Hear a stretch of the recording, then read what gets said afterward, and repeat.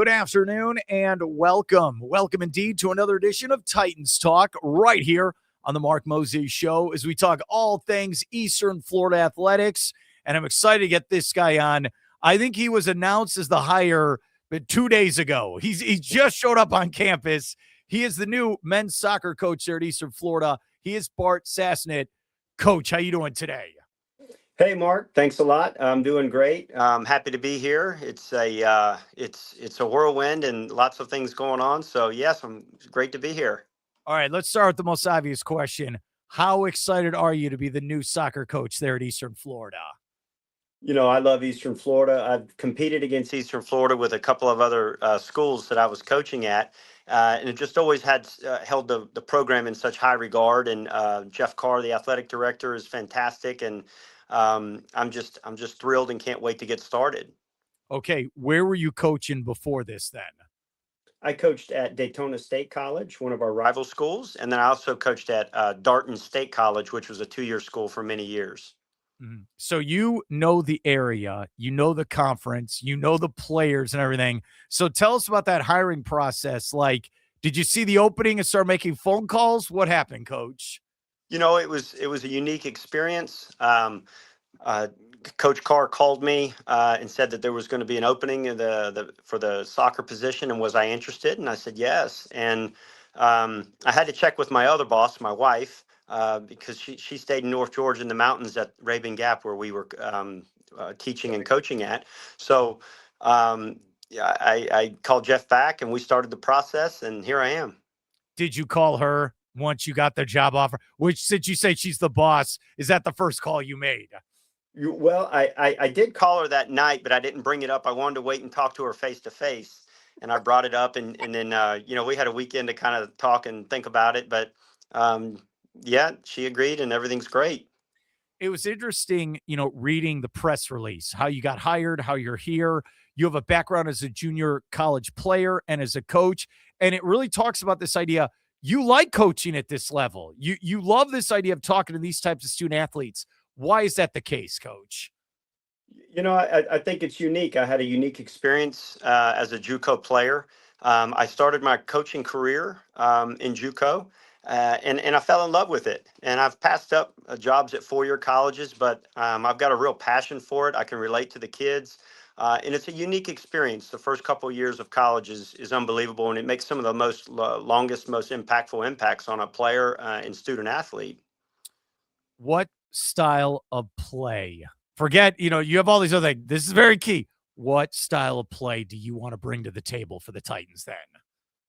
Not too much different than the style that's been played here. A 4-3-3 or a 3-5-2 system, possession oriented and quick transitions.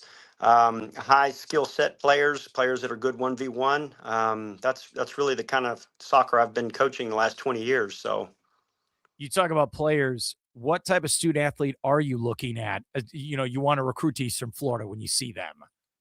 yeah, our goal is always is to put the student mission first. I mean, academics are big for me because you're not going to be able to move and play on at the next level without good grades. I mean, it's just too hard. There's too much competition out there. And if somebody has above a 3.0 GPA and and they're executing on the soccer field, that increases their ability to move on. Whereas if somebody may not have a very good GPA and the college has got to wait and see if they can get them eligible to get more aid for academics because the GPA is low, you could miss or lose out on an opportunity. Is communication key, though, as a student athlete on and off the field to make sure you're communicating with your teammates?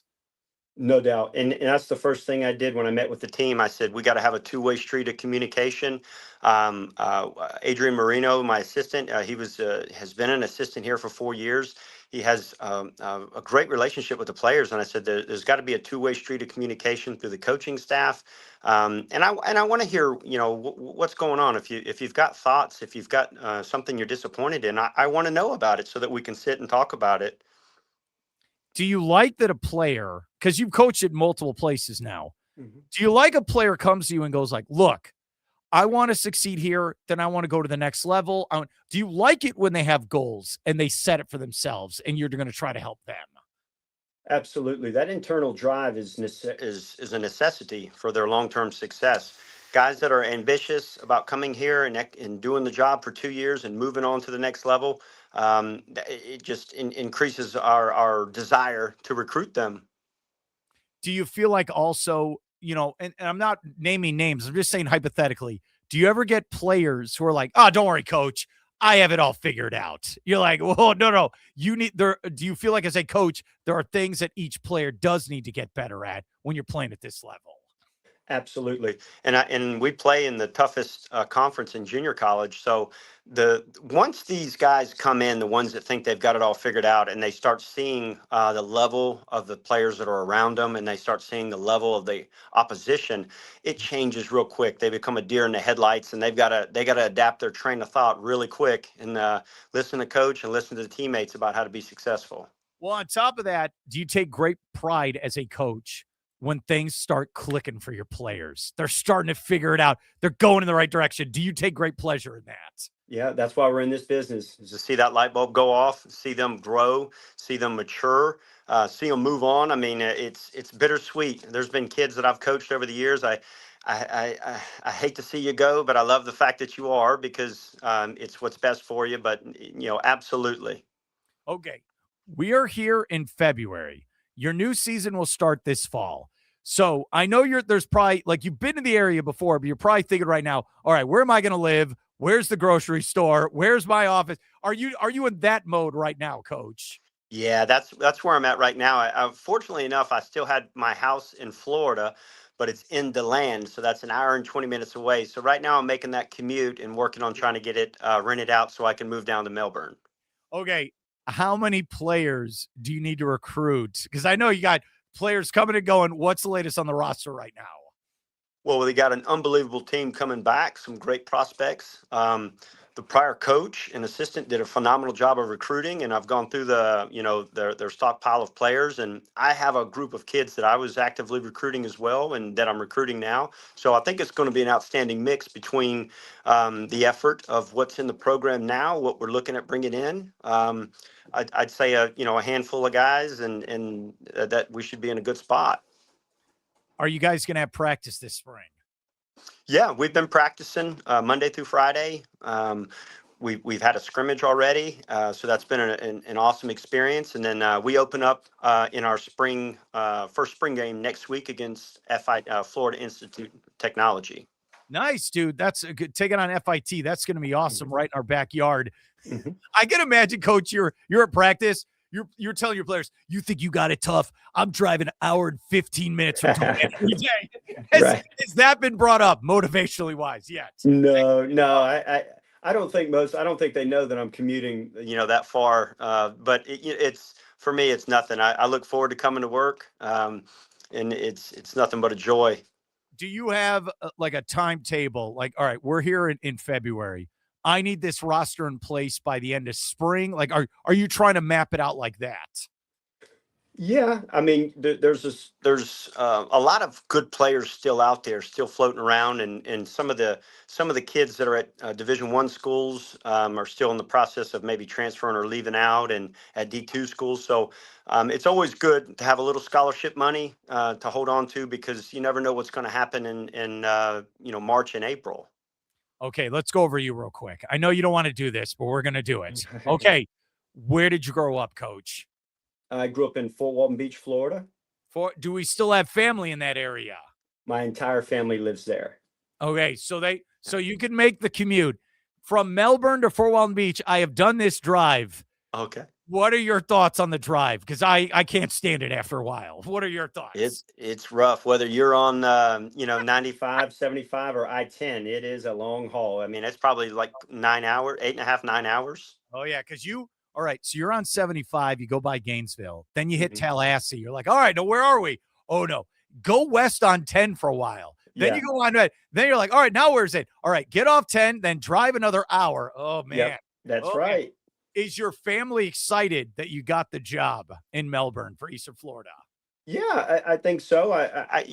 They were excited when I was working at the boarding school, Raven Gap, up in the mountains, and But I think they knew that I'm a college guy, and I had always planned to come back to college. It was the move whenever I left Daytona was purely family. It was my wife. She had gotten an amazing opportunity at Raven Gap, and she's the director of admissions and doing a Nice. phenomenal job. And yeah, so and we had a good run there. We won 2 state championships, and I loved it. It's my first time doing high school, so it was a great experience. But yeah, I think my everybody in my family knows that I'm a college guy, and everybody's excited I'm back. Okay, where did you play soccer at? I played at Choctaw High School in Fort Walton Beach, Florida. Okay, what position did you play?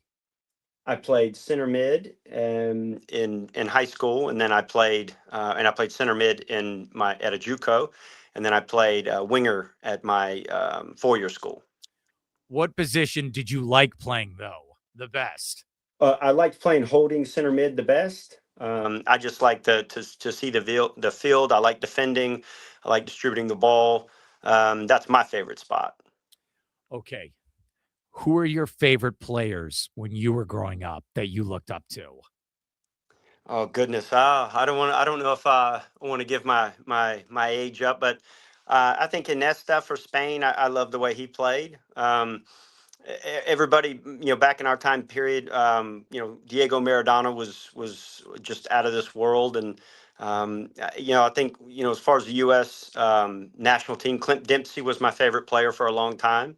Oh Thought he yeah. was good. Enjoyed Landon Donovan. Whenever I was a little bit older, but I really enjoyed the way he played as well.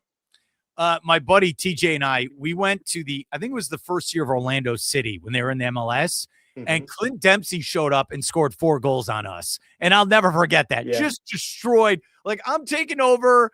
You're done. And he just yeah, kept scoring. All right. Who do you have a English Premier League team that you root for? yeah. Man City. Okay. Why do you go with Man City, coach? I agree. This is going to sound really contradictive, but one of my coaches when I was growing up was English, and he played for Man United, and we kind of all just started liking Man United because of him. And then I never definitively made my own choice on the team that I wanted to support. And after watching Yeah. Man City, I enjoyed watching them. I love the way they play. I love that Pep is an amazing coach, and I just fell in love with him. Did you? So you broke your coach's heart by saying we're going with Man City? Is that what happened in this I story? hope he I hope he doesn't hear this. That's awesome. But now we root for one team, Eastern Florida. Is this Yeah. correct? That's Yes, the sir. team. All right, coach, I appreciate coming on. I know I went rapid fire with you. I know you're a busy man, but you had answers No ready problem. to go. Coach, thank you so much for coming on. Good luck with everything, and I hope I can get you on again sometime. All right? Thanks, Mark. Thank you so much. And it's a great opportunity. And up the Titans.